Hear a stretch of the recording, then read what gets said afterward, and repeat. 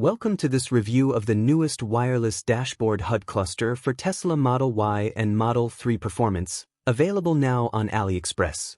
This advanced dashboard upgrade is designed to provide convenience, style, and smart functionality without complicated installation.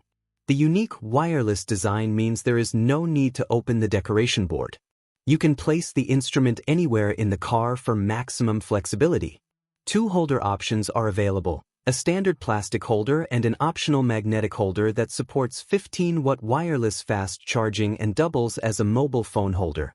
This dashboard cluster offers real-time synchronization with original car data, including speed, gear position, tire pressure, odometer, lamps, battery status, and autopilot display. It also features touchscreen control, allowing you to open the front trunk, passenger door, and glove box with a simple tap.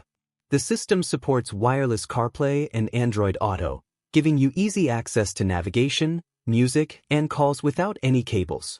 It also includes multi-language support, with options for English, Korean, Japanese, German, and Chinese. Additional features include over-the-air firmware upgrades, ensuring compatibility whenever your original car system updates.